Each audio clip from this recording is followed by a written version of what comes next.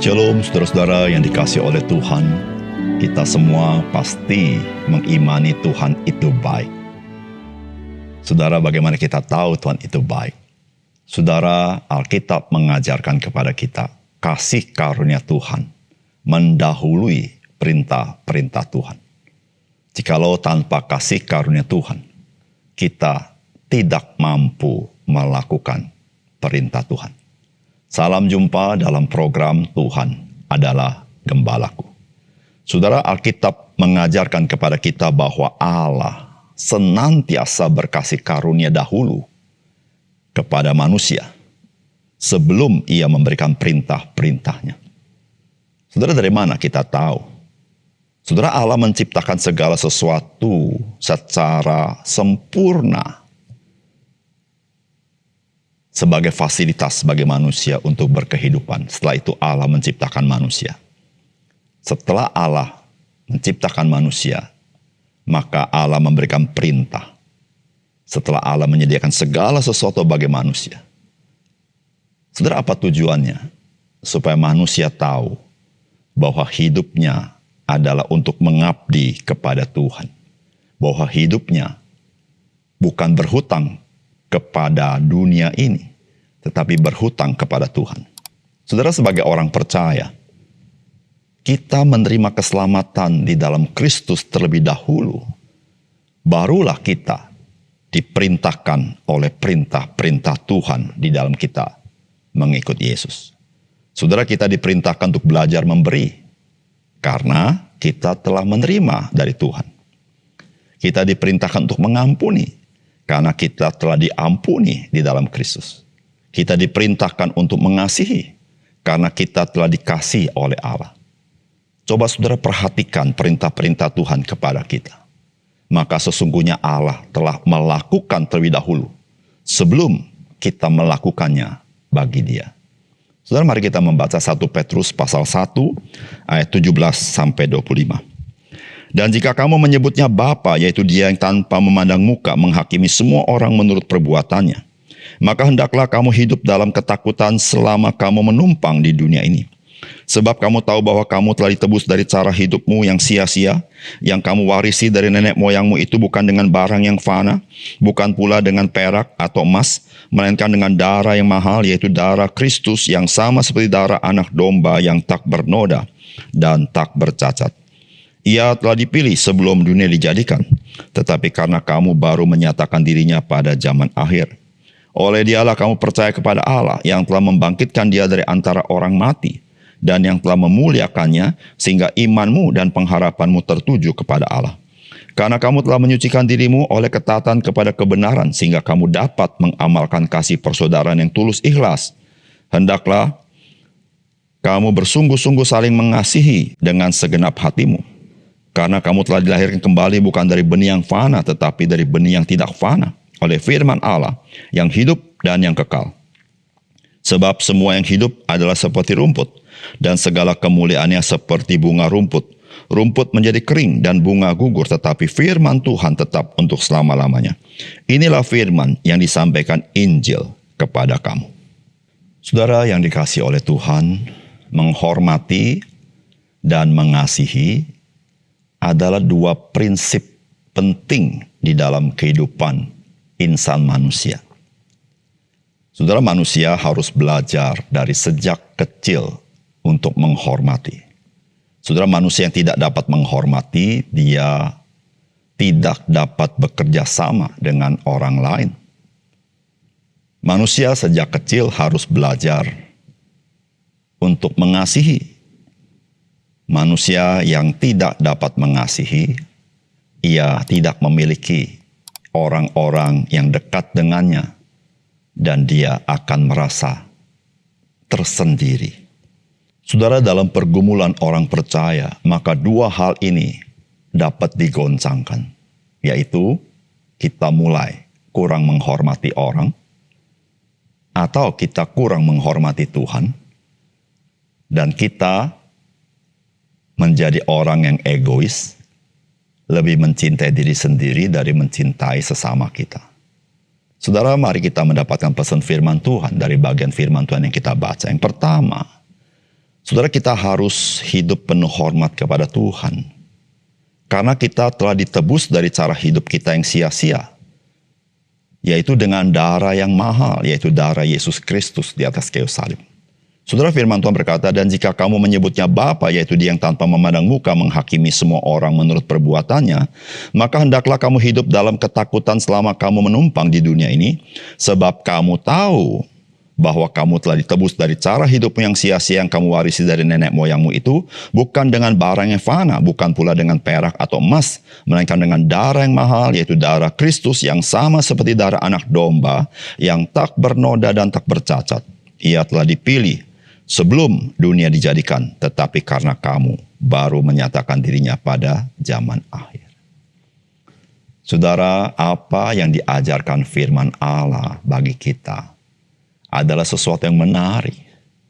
Saudara, ketika firman Allah mengingatkan kita bahwa Bapa di surga adalah Bapa yang menghakimi tanpa memandang muka. Maka karena itu dikatakan, hendaklah kita ini harus hidup dalam ketakutan. Ketakutan maksudnya dengan rasa hormat kepada Tuhan selama kita menumpang di dunia ini. Artinya kita ini di dunia ini tidak selama-lamanya. Satu kali kita harus berjumpa dengan Bapa yang menghakimi setiap orang tanpa memandang muka. Tapi menariknya saudara, apakah alasannya kita menghormati Tuhan sedemikian rupa? Saudara, firman Tuhan berkata, sebab kamu tahu, kamu telah ditebus dari cara hidupmu yang sia-sia, bukan dengan barang fana, melainkan dengan darah yang mahal, yaitu darah Kristus. Saudara, firman Tuhan mengajar kepada kita, kita menghormati Tuhan, tunduk kepada Tuhan. Bukan karena kita takut dihukum. Bukan karena kita mengejar sorga dengan semangat takut akan Tuhan supaya kita dapat upah di sorga. Bukan. Saudara, kita ini menghormati Tuhan, takut akan Tuhan. Karena kita sudah dikasihi oleh Tuhan. Karena Dia sudah berkorban bagi kita. Bukan dengan emas, bukan dengan perak, tetapi oleh anak domba Allah, yaitu Yesus Kristus yang mati di kayu salib. Saudara, itulah alasannya. Mengapa saudara dan saya sebagai orang percaya menghormati Tuhan sungguh-sungguh? Saudara, kita tahu Allah itu Allah yang kudus, Allah yang siap menghakimi setiap manusia menurut perbuatannya. Tetapi saudara, ketaatan kita, hormat kita kepada Tuhan, bukan didasarkan oleh kengerian, oleh murka Allah yang siap menghakimi kita. Tetapi saudara, karena kita sudah mengalami kasih Tuhan. Saudara, itulah saudara-saudara yang merupakan berkat yang sangat indah. Sehingga kita tahu bahwa Tuhan, Dia bersimpati dengan kita. Dan kita tahu bahwa juru selamat kita adalah imam besar agung kita. Dia turut merasakan kelemahan-kelemahan kita. Saudara yang kasih dalam Tuhan, ketika engkau mengalami masa-masa sulit dalam hidupmu, ingatlah saudara, engkau pun sudah menerima kasih karunia Tuhan. Bukan semata-mata akan menerima, tapi sudah menerima kasih karunia Tuhan. Sehingga Tuhan tahu, dengan kasih karunia itu, engkau sanggup melewati masa-masa sulitmu. Oleh karena itu, saudara, ketika engkau melewati masa-masa sulit, mari menghormati Tuhan dengan sungguh-sungguh. Karena engkau adalah milik Tuhan. Yang kedua, saudara, kita dilahirkan kembali sehingga kita dapat taat kepada kebenaran agar kita bisa saling mengasihi di dalam tubuh Kristus. Saudara, firman Tuhan berkata, oleh Dialah kamu percaya kepada Allah yang telah membangkitkan Dia dari antara orang mati dan yang telah memuliakannya sehingga imanmu dan pengharapanmu tertuju kepada Allah. Karena kamu telah menyucikan dirimu oleh ketaatan kepada kebenaran sehingga kamu dapat mengamalkan kasih persaudaraan yang tulus ikhlas. Hendaklah kamu bersungguh-sungguh saling mengasihi dengan segenap hatimu. Karena kamu telah dilahirkan kembali bukan dari benih yang fana, tetapi dari benih yang tidak fana oleh firman Allah yang hidup dan yang kekal. Sebab semua yang hidup adalah seperti rumput dan segala kemuliaan seperti bunga rumput. Rumput menjadi kering dan bunga gugur, tapi firman Tuhan tetap untuk selama-lamanya. Inilah firman yang disampaikan Injil bagi kamu. Saudara, bagian firman Tuhan ini memberitahukan kepada kita bagaimana kita bisa percaya kepada Tuhan. Saudara, Alkitab memberitahukan bahwa kita ini dilahirkan kembali oleh benih yang tidak fana, yaitu firman Allah. Saudara, disitulah saudara-saudara ketika kita dilahirkan kembali, maka Alkitab mengatakan bahwa kita ini disucikan oleh ketaatan kepada kebenaran. Artinya karena kita dilahirkan kembali, maka kita bisa taat kepada Dia. Saudara, bagaimana kita bisa dilahirkan kembali, saudara? Karena kebangkitan Yesus Kristus. Saudara, jikalau Kristus tidak bangkit dari antara orang mati, maka saudara kita tetap berada di dalam dosa-dosa kita.